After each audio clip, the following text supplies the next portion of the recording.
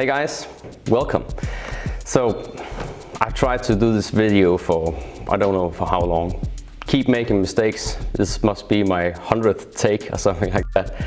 But I'm going to try something new now. I'm just going to one take it and we will just have to live with all the errors I'm going to make. They will come. I hate being on camera, but I have to learn it somehow. Okay, so let's get started. My name is Mads Buchard and this is Buchard Audio, and today I will show you how to get started with your A500 or A700 active speakers when you get them. It's a fairly simple and straight out easy setup process when you get them. So I've just unboxed them very quickly, and we have the A500 here, and we also have the stereo hub if you bought them as a bundle, that is.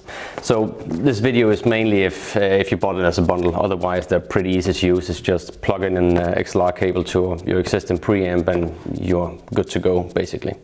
But to get started with the bundle and set it up, you'll be greeted with this box when you open the A500, and inside it we will have, of course, a manual. It's a very small one, but we're good to the environment. And secondly, you will be greeted with the remote for to control the whole system, and also the hub, which is a small black thing like this. And also, of course, a power brick, and we'll just move that away. And we have some batteries for the remote and a small tool to get the batteries installed into the remote. So let's start by installing the batteries to the remote. Maybe I'll just skip forward here a bit, and then just open the battery case here. It's fairly straightforward. 2 screws, remove them, and you're in.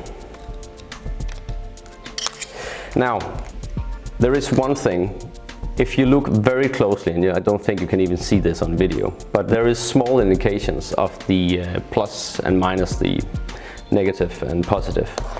So look at them to get the batteries correctly installed.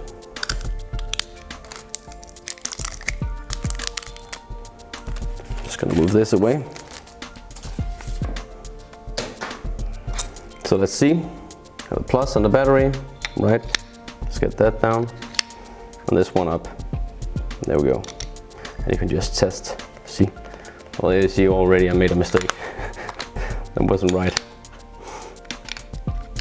And let's try again to see if it works. Oh, there we go.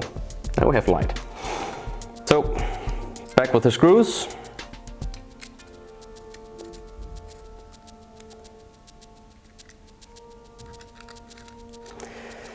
Okay, that's it. So now, the remote is working, but the remote is not paired to the hub yet. So what we're going to do next is power up the hub.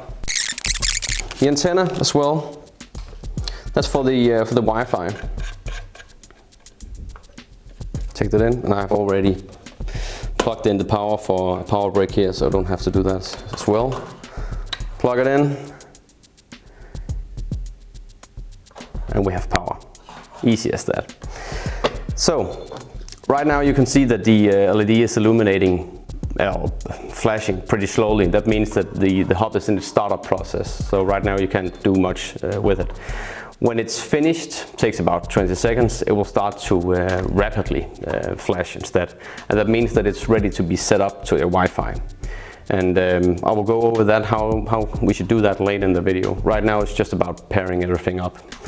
So let's pair the remote first, and you do that with the small pairing button you have here on the back. You press and hold this for about 5 seconds, and you'll see the Wiser LED will flash rapidly, and then it's ready to be paired with the remote. You can just move it around or press any button. When you have it paired, it indicates by whenever you press a button, it will also give a small flash on the Wiser LED. So next up, let's power on the speakers. Let's do this for both speakers. In this case, for showing, I just have the one speaker here.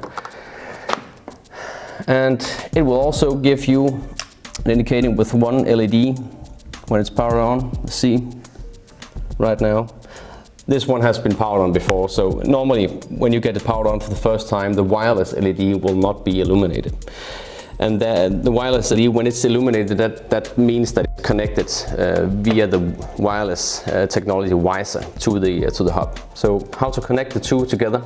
You'll just press and hold the pairing button on the back of the speakers until the wireless LED flash or blink, and then you just press once on the pairing button and wait a few seconds, and you will see that it will be illuminated constantly instead. There we go.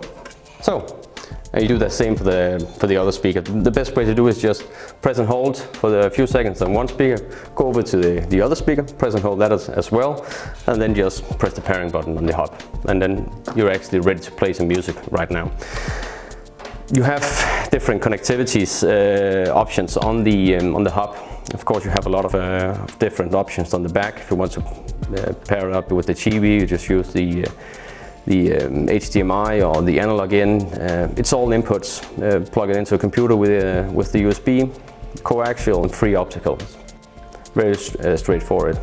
And yeah, that's actually it for connecting everything together. A small tip: if you are going to use the USB channel and you want to unlock the volume, if we go to the USB here, we can see that the volume is locked. We can't change it, and that's done for the factory because a lot of people are actually controlling the volume on the device you're connecting to with the USB.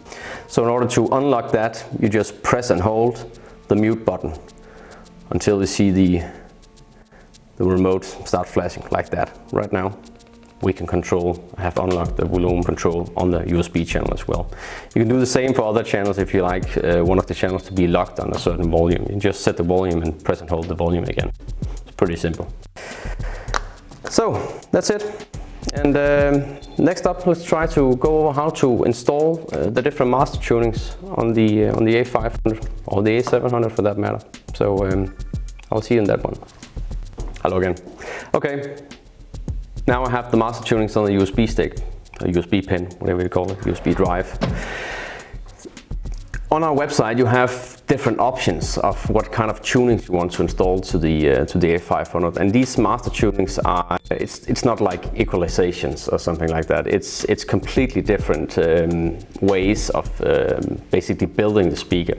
So when you unbox these, they will have their stock tuning, which is a 2.5 way tuning. That is, it's a good mixture of everything on high SPL. Very deep bass and all the stuff that most people will like.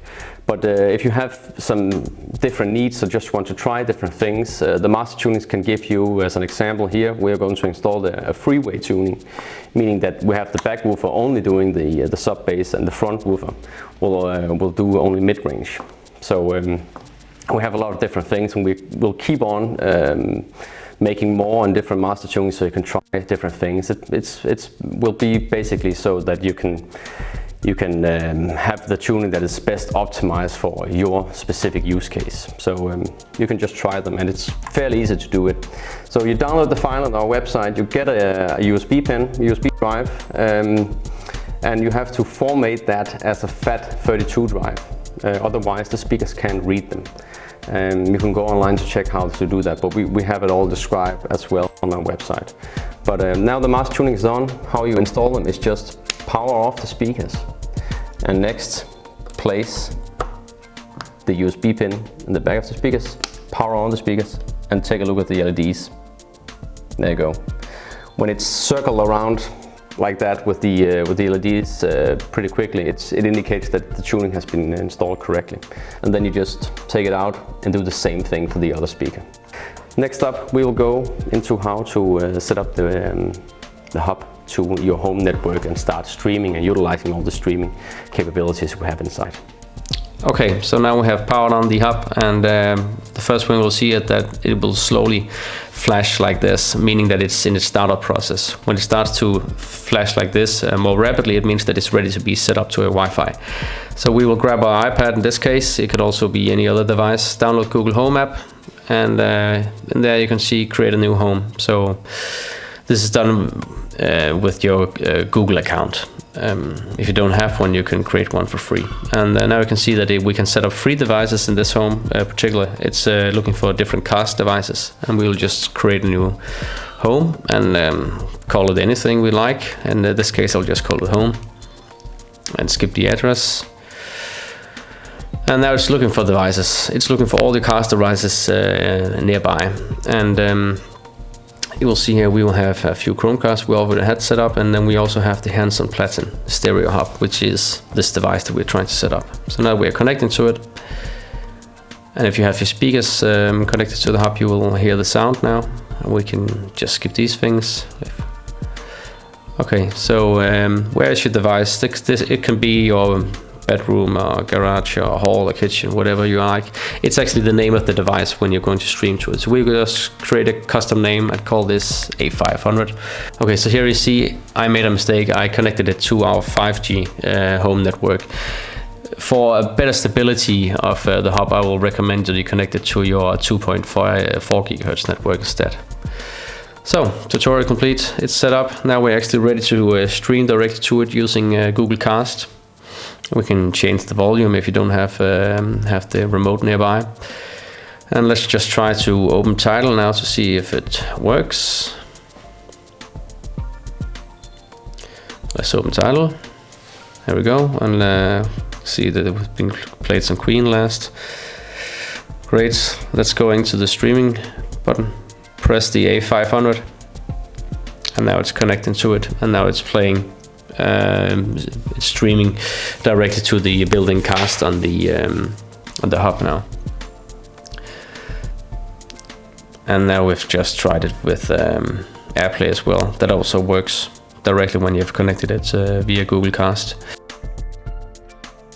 We can also go back to the Google Home app, and from there you can also link your Spotify account so that you can stream directly to the hub using Spotify Connect. So if you're a Spotify user, that might work better for you. Another way to set it up is, let's say that we haven't used the Google Home app and we like to set it up as an AirPlay speaker instead. You can just on your Apple device go on the Wi-Fi, and when you start searching here, you need to have some patience. It can take some time before it will show up. Then the hub will be shown underneath all the Wi-Fi's available. Here we have it, stereo hub. Let's set it up again. Very easy. Change the name if you like to change the name. I will in the case again call it A500 and connect to it, and you should see the light turn into the steady LED instead. There we go. So now it's connected as an AirPlay speaker instead, and you can stream directly to it using AirPlay.